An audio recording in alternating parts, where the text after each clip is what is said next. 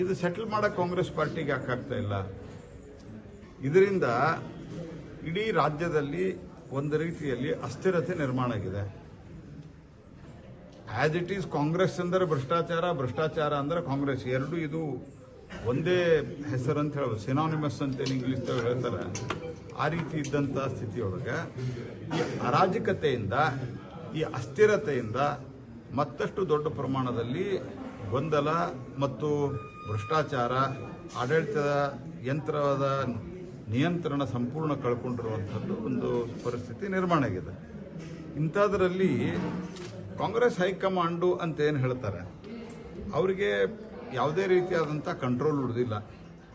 Congress high ಅನ್ನೋದಷ್ಟೇ ಇದೆ, command ಏನಿಲ್ಲ. ಯಾಕಂದರೆ ರಾಷ್ಟ್ರೀಯ ಅಧ್ಯಕ್ಷರು ಇಲ್ಲೇ ಇದ್ದರೂ ಸಹಿತ ರಾಷ್ಟ್ರೀಯ ಅಧ್ಯಕ್ಷರೇ ಹೈಕಮಾಂಡ್ ಹೇಳಿ ನಾನು ಡಿಸಿಷನ್ ಮಾಡಿಸ್ತೀನಿ ಅಂತ ಹೇಳೋ ಸ್ಥಿತಿಗೆ ಬಂದಿದ್ದಾರೆ. ಹೀಗಾಗಿ ಗೊಂದಲಮಯವಾದಂಥ ವಾತಾವರಣದಿಂದಾಗಿ ರಾಜ್ಯದ ಅಭಿವೃದ್ಧಿ ಕುಂಠಿತ ಬಂದಿದೆ. ಉಳಿದ 5 ವರ್ಷ ಅವರಿಗೆ ಮ್ಯಾಂಡೇಟ್ ಕೊಟ್ಟಿದ್ದಾರೆ ಜನ. 5 ವರ್ಷ ಅವರ ಆಡಳಿತವನ್ನು ಮಾಡಬೇಕು ಅನ್ನುವಂಥದ್ದು ನಮಗೆ ವಿರೋಧ ಪಕ್ಷದಲ್ಲಿರಲಿಕ್ಕೆ ಒಂದು ಆದೇಶವನ್ನು ಜನಾದೇಶ ಬಂದಿದೆ. ನಾವು ಅದನ್ನು ಕನ್ಸ್ಟ್ರಕ್ಟಿವ್ ಆಗಿ ಪೂರೈಕೆ ಮಾಡ್ತಾ ಇದ್ದೀವಿ.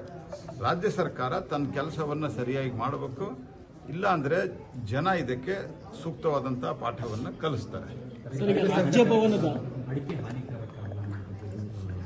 ಅದರದ್ದು ನಾನು ಕೆಲವು ವಿಷಯಗಳನ್ನು ಈಗ ಬಹಿರಂಗವಾಗಿ ಹೇಳೋಕ್ಕಾಗಲ್ಲ. ಆದರೆ ಇದರದ್ದು ಸ್ಟಡಿ ನಮ್ಮ ಸರ್ಕಾರ ಬಂದ ನಂತರ ಇದಕ್ಕೆ ನಾವು ವಿಶೇಷವಾಗಿ ಇತ್ತೀಚೆಗಂತೂ ಸನ್ಮಾನ್ಯ ಶಿವರಾಜ್ ಸಿಂಗ್ ಚೌಹಾಣ್ ಅವರು ಬಂದ ನಂತರ ನಮ್ಮ ಶ್ರೀನಿವಾಸ್ ಪೂಜಾರಿ ಅವರು ಅದರಲ್ಲಿದ್ದರು, ವಿಶ್ವೇಶ್ವರ ಹೆಗಡೆ ಅವರಿದ್ದರು, ಶೋಭಾ ಕರಂದ್ಲಾಜೆ ಅವರಿದ್ದರು. ಎಲ್ಲರೂ ಒಟ್ಟಿಗೆ ಸೇರಿ ನಾವು ಸುದೀರ್ಘವಾದಂಥ ಮಾತುಕತೆಯನ್ನು ಮಾಡಿದ್ದೇವೆ. ಈಗೊಂದು ವರದಿ ಆಲ್ರೆಡಿ ಶಿವರಾಜ್ ಸಿಂಗ್ ಚೌಹಾಣ್ ಅವರು ಹೇಳಿದಂತೆ ಒಂದು ವರದಿ ಕೈ ಸೇರಿದೆ.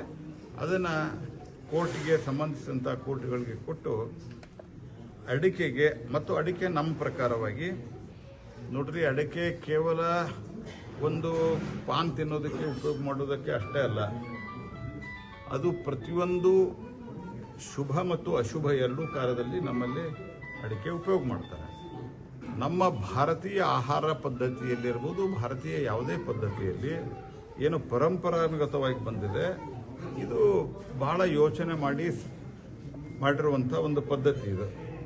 ಹಾಗಾಗಿ ಅಡಿಕೆ ಉಪಯೋಗ ಮಾಡಿದ್ರು ಅಂತಂದ್ರೆ ಅವ್ರಿಗೆ ಗೊತ್ತಿತ್ತು ಅಡಿಕೆ ವಿಷಕಾರಕ್ಕಲ್ಲ ಅಂಥೇಳಿ. ಅಡಿಕೆಗೆ ತಂಬಾಕು ಸೇರಿಸಿದ್ರೆ, ಅಡಿಕೆ ಗುಟ್ಕಾ ತಯಾರು ಮಾಡಿದರೆ ಅದು ವಿಷಕಾರಕ್ಕಾಗ್ತದೆ, ಆರೋಗ್ಯಕ್ಕೆ ಹಾನಿಕರ ಆಗ್ತದೆ. ಅದು ಅದಕ್ಕೆ ಇಟ್ಸೆಲ್ಫ್ ಅದು ಅಲ್ಲ ಅನ್ನೋದು ನಮ್ಮ ಸರ್ಕಾರದ ಸ್ಪಷ್ಟ ನಿಲುವಿದೆ.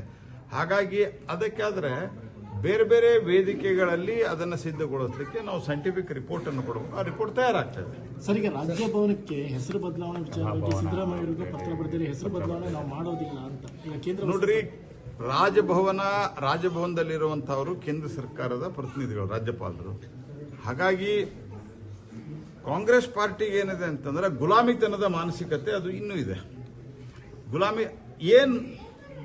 ಎರಡು ಸಂಗತಿಗಳು ಅವರದ್ದು ಮಾನಸಿಕವಾಗಿ ಅವರು ಪ್ರಾಬ್ಲಮ್ ಆಗ್ತಾ ಇದೆ ಕಾಂಗ್ರೆಸ್ ಪಾರ್ಟಿಗೆ. ಒಂದು, ಬೈ ನೇಚರ್ ಗುಲಾಬಿ ಸಂಸ್ಕೃತಿಗೆ ಹೊಂದ್ಕೊಂಡಿದ್ದಾರೆ. ಬ್ರಿಟಿಷರು ಇದ್ದಾಗ ಒಂದು ಸ್ಥಿತಿ ಏನಿತ್ತು, ಆ ಸ್ಥಿತಿ ಬಿಟ್ಟು ನಾವು ಆತ್ಮನಿರ್ಭರ ಭಾರತದ ಸಂದರ್ಭದಲ್ಲಿ ಹೆಸರುಗಳು ಸೇರಿದಂತೆ ನಮ್ಮ ಗುಲಾಮಿ ಸಂಸ್ಕೃತಿಯ ಸಂಕೇತಗಳನ್ನು ಚೇಂಜ್ ಮಾಡಬಹುದು.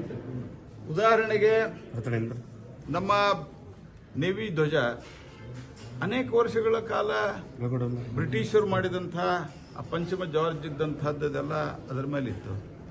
ದೇಶದೊಳಗೆ ಮೊದಲೇ ಬಾರಿ ನೌಕಾಪಡೆಯನ್ನು ನಿರ್ಮಾಣ ಮಾಡಿದ್ದು ಶಿವಾಜಿ ಮಹಾರಾಜರು. ಹಾಗಾಗಿ ಶಿವಾಜಿ ಧ್ವಜ ಮಾಡಿದರು, ಅದಕ್ಕೂ ವಿರೋಧ ಮಾಡಿದರು. ಆಮೇಲಿಂದ ಯಾವುದೋ ಕಾಲದೊಳಗೆ ಪ್ರಧಾನಮಂತ್ರಿಗಳಿದ್ದಂಥ ಮನೆ ಅದು ರೇಸ್ ಕೋರ್ಸ್ ಮಾಡಿದ್ರು. ಯಾಕಂದರೆ ಎದೆಗೆ ಕುದುರೆ ರೇಸ್ ನಡೀತಾ ಇತ್ತು. ಈಗ ರೇಸ್ ಕೋರ್ಸು ಹೋಗಿದೆ ಮತ್ತು ಈ ರೇಸ್ ಕೋರ್ಸಕ್ಕೆ ಶ್ರೀಮಂತರ ಆಡುವಂಥ ಒಂದು ಜೂಜಾಟ ಅದ. ಅದಕ್ಕಾಗಿ ಅಲ್ಲಿ ಪ್ರಧಾನಮಂತ್ರಿಗಳ ಕಚೇರಿನೂ ಇರೋದ್ರಿಂದ ಲೋಕ ಕಲ್ಯಾಣ ಮಾರ್ಗ ಅಂತ ಮಾಡಿದ್ರೆ ಅದಕ್ಕೂ ವಿರೋಧ ಮಾಡ್ತಾರೆ. ಆಮೇಲೆ ಅದು ಒಂದು ರಸ್ತೆ ಕರ್ತವ್ಯ ಪಥ ಅಂತ ಮಾಡಿದ್ರು, ಅದಕ್ಕೂ ವಿರೋಧ ಮಾಡ್ತಾರೆ. ಅಂದರೆ ಮಾನಸಿಕತೆ ಏನಿದೆ ಅಂದ್ ಕಾಂಗ್ರೆಸ್ ಪಾರ್ಟಿದು. ಇದು ಒಂದು. ಎರಡನೇದ್ದು, ಮೋದಿಯವರು ಏನು ಮಾಡಿದ್ರು ವಿರೋಧ ಮಾಡಬೇಕು. ಇದು ಕಾಂಗ್ರೆಸ್ಸಿನ ಮಾನಸಿಕತೆ. ಅವರು ಈ ಸ್ಥಿತಿಗೆ ಬಂದು ನಿಂತಿದ್ದಾರೆ. ಈಗ ನಾವು 125 ದಿವಸ ಮಾಡಿ ಒಂದು ಎಲ್ಲ ಹಳ್ಳಿಗಳಲ್ಲಿ, ಎಲ್ಲ ಗ್ರಾಮಗಳಲ್ಲಿ ಡ್ಯೂರೇಬಲ್ ಅಸೆಟ್ ಕ್ರಿಯೇಟ್ ಆಗಬೇಕು, ಅಲ್ಲಿ ಇನ್ಫ್ರಾಸ್ಟ್ರಕ್ಚರ್ ಸರಿ ಆಗಬೇಕು, ಪಾರದರ್ಶಕತೆಗೆ ಬರಬೇಕು, ಅದೇ ಹಳೆ ಕಲ್ಲು ಹೊಸ ಬಿಲ್ಲು ಆಗಬಾರದು ಅಂಥೇಳಿ ಇದಕ್ಕೆ ಟೆಕ್ನಾಲಜಿ ಓರಿಯೆಂಟೆಡ್ 125 ದಿವಸ ಕೊಟ್ಟು ಅದನ್ನು ಮಾನಿಟರಿಂಗ್ ಮಾಡಲಿಕ್ಕೆ GPS ಇತ್ಯಾದಿ ವ್ಯವಸ್ಥೆಗಳು ಇದೆಲ್ಲ ಮಾಡಿದ್ದಕ್ಕೆ ವಿರೋಧ ಮಾಡ್ತಾರೆ. What is this non sense? ಎಲ್ಲದಕ್ಕೂ ವಿರೋಧ ಮಾಡೋದು. ಲೋಕ ಕಲ್ಯಾಣ ಮಾರ್ಗ ಅಂತ ಮಾಡಿದಾಗೂ ವಿರೋಧ ಮಾಡಿದ್ರು.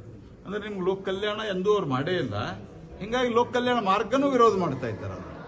ಅವ್ರದ್ದು it is A mentality problem.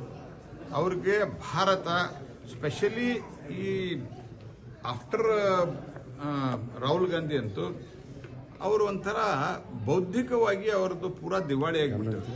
ಯಾವಾಗ ಏನು ಮಾತಾಡ್ತಾರ ಏನಿಲ್ಲ ಏನೋ ಗೊತ್ತು. ಈಗ ಉದಾಹರಣೆಗೆ ರಾಜೀವ್ ಗಾಂಧಿ ತಂದಂತಹ EVM ಸೋತ ಮೇಲೆ EVM ನಮ್ಗೆ ಡೌಟ್ ಇದೆ ಅಂತ ಹೇಳ್ತಾರೆ, ಗೆದ್ದಾಗ EVM ಮೇಲೆ ಡೌಟ್ ಬರಲ್ಲ.